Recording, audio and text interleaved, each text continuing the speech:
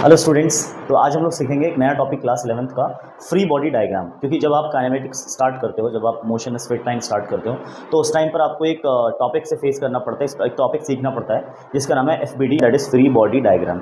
Free body diagram का क्या importance है फिजिक्स में, आपको मैं पहले बता दूँ। फ्री बॉडी डायग्राम बनाने या सीखने के बाद जो है आपसे जो न्यूमेरिकल क्वेश्चन होते हैं, ऐसे क्वेश्चन जो डायग्राम बेस्ड क्वेश्चन हो, वो बहुत ज़्यादा आसानी से आप टैकल कर लेते हो, बहुत आसानी से आपसे सॉल्व हो जाता है। ठीक है, खास करके न्यूमेरिकल क्वेश्चन या कोई भी कॉन्सेप्ट्स को समझने के लिए फ्री बॉडी डायग्राम बहुत ज़्यादा हेल्प करती है हमारी। खास करके काइनेमेटिक्स जब स्टार्ट होता है, काइनेमेटिक्स स्टार्ट होते ही हमें इस टॉपिक से रूबरू कराया जाता है कि फ्री बॉडी डायग्राम किसी भी सिचुएशन में कैसे बनाया जाता है। उसके 3 रूल हैं, वो याद रखना। खाली कुछ बातें हैं फ्री बॉडी डायग्राम बनाते वक्त वो याद रखना है। वो बात में से जो पहली बात है जिसमें आपको ये याद रखना है कि कोई भी फ्री बॉडी डायग्राम बनाते वक्त किसी भी बॉडी के लिए जब आप फ्री बॉडी डायग्राम बना रहे हो, उसमें जो फर्स्ट इंपॉर्टेंट पॉइंट है वो ये है, फर्स्ट पॉइंट ये है कि आपको बॉडी को या ऑब्जेक्ट को, बॉडी बोलो आप उसको या फिर ऑब्जेक्ट बोलो, उसको क्या मानना है, उसको आप पॉइंट ऑब्जेक्ट मानना है। क्या मानना है इसको? Point object. ये पहला पॉइंट है इसको। ठीक है, आप उसको पॉइंट ऑब्जेक्ट मानो। पॉइंट ऑब्जेक्ट कहने का मतलब है कि वैसा कोई भी जैसे अर्थ ही क्यों ना हो, आप अर्थ के ऊपर अगर कोई फोर्सेस दिखा रहे हो तो आप अर्थ को क्या मान लो? पॉइंट ऑब्जेक्ट मान लो। ठीक है, इसके जो सेकंड पॉइंट है हमारा, जो सेकंड बात याद रखने वाली बात है फ्री बॉडी डायग्राम में, वो ये है कि ऑब्जर्वर जो होगा ना, यानी जो ऑब्जर्व कर रहा होगा मोशन को, जो मोशन को ऑब्जर्व कर रहा होगा, वो कहाँ पे होना चाहिए? वो ग्राउंड पे होना चाहिए। वो अपने आप को कहाँ कंसिडर करेगा? ग्राउंड में कंसिडर करेगा। क्लियर हो के बात समझ आ गई? उसके बाद अपने आप को इनर्शियल फ्रेम ऑफ रेफरेंस में कंसिडर करेगा, इनर्शियल फ्रेम ऑफ रेफरेंस करेगा। ठीक है, अच्छा, तीसरी बात इसमें क्या जो याद रखने वाली बात है वो ये है कि आपको हमेशा फोर्स जो दिखाना है बॉडी पर, वो force acting on the body दिखाना है, बाय द बॉडी नहीं दिखाना। Force acting on the body दिखाना है, ना कि force acting by the body.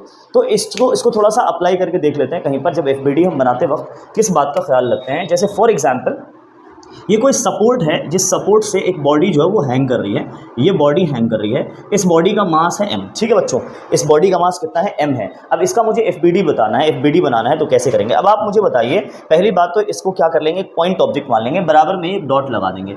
ये डॉट जो है वो m मास की बॉडी है, इसका मास कितना है बच्चों? m है। दूसरी बात, ऑब्जर्वर को ग्राउंड पे मानना है, तो ये तो मैं इसमें दिखा नहीं सकता कि कहाँ पे ग्राउंड को मानना है, बस ये याद रखना है कि ग्राउंड पे रह करके हम चीज़ों को ऑब्जर्व करेंगे, मोशन को ऑब्जर्व। फिलहाल तो मोशन में है नहीं, रेस्ट में है। तो इसके अब तीसरी बात ये कि force acting on the body. अब इस बॉडी पर कौन कौन से फोर्स लग रहे हैं, हमें उन फोर्स को दिखाना है एरो से। ठीक है, तो इस बॉडी पर देखा जाए तो ध्यान से 2 फोर्सेज लग रहे हैं। एक तो स्ट्रिंग, ये जो स्ट्रिंग है, जो रस्सी है, इस रस्सी ने इसको ऊपर खींच रखा है, तो एक तो ऊपर की तरफ एक फोर्स लगता है। स्ट्रिंग, रस्सी या चेन में कौन सा फोर्स लगता है? Tension force. तो ऊपर की तरफ एक फोर्स दिखा दिया हमने, टेंशन फोर्स। अच्छा, इस चीज को नीचे भी कोई अट्रैक्ट कर रहा होगा, जैसे अर्थ ग्रेविटी अट्रैक्ट कर रहा है, तो नीचे एक फोर्स और लग रहा है, ग्रेविटी, फोर्स ऑफ ग्रेविटी, जिसको mg से दिखाते हैं। कोई ऐसा भी फोर्स है जो इस पर लग रहा हो? नहीं। अब सिर्फ 2 ही फोर्स थे इस पे लगने वाले, तो मैंने इसको दिखाने का ये तरीका बनाया। मतलब देखो, आप एफबीडी इस चीज का, इस सिस्टम का एफबीडी ऐसे बनाएंगे। तो आई होप आपको एफबीडी को फॉलो करना थोड़ा थोड़ा समझ में आने लगा होगा। एक और एग्जाम्पल ले लेते हैं। फॉर एग्जाम्पल हमारे पास एक सपोर्ट है, हमारे पास एक सपोर्ट है।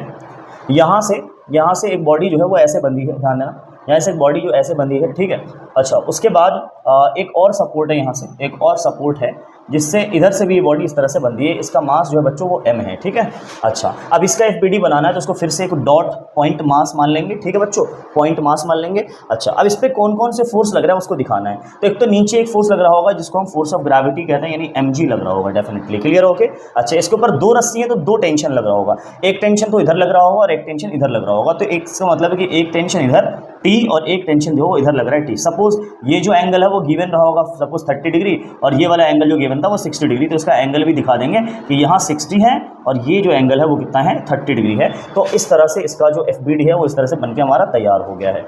ठीक है बच्चों, तो ये जो दूसरा एग्जाम्पल हमने आपके सामने दिखाया। एक और एग्जाम्पल ले लेते हैं। फॉर एग्जाम्पल एक बॉडी है, एक वेज है, इसको वेज बोलते हैं। ठीक है बच्चों, इस इंक्लाइंड प्लेन को। ठीक है, इसके ऊपर एक बॉडी रखी है, एक बॉडी m मास की बॉडी है, ये एक रस्सी से बंधी है, और ये रस्सी एक्चुअली किसी पुली से बंधी हुई है। ये रस्सी किससे बंधी है? किसी पुली के सपोर्ट में है। पुली कुछ ऐसा होता है, इसको पुली कहते हैं। अब ये रस्सी पुली से ऐसे गई और एक बॉडी और लटकी हुई है यहाँ पर, इसका मास m2 है, इसका मास m1 सपोज कर लेते हैं, इसका मास m2 है। अब ये बॉडी और ये बॉडी दोनों एक दूसरे को बैलेंस कर रखा है, या हो सकता है क्वेश्चन में ये दे रखा हो कि ये मूव कर रही है, ये ऊपर जा रही है, ये इधर को जा रही है, तो कुछ भी हो, सिचुएशन कुछ भी हो सकता है, पर आपको तो एफबीडी दिखाना है अभी। तो एफबीडी दिखाने के लिए क्या करेंगे, दो मास है तो इस बार दो पॉइंट बनाएंगे, कहीं पर भी आप ले लो, आप यहाँ पे कंसिडर कर लेते हैं, अगर आपको दिख रहा होगा यहाँ पर m मास के लिए पहले ले लेते हैं, m1 के लिए। तो अगर मैं m1 की बात करूँ तो m1 पे एक तो इधर लग रहा है टेंशन, ठीक है, मतलब एक तो इधर लग रहा है, ये टेंशन लग रहा है सर, क्लियर ओके ओके।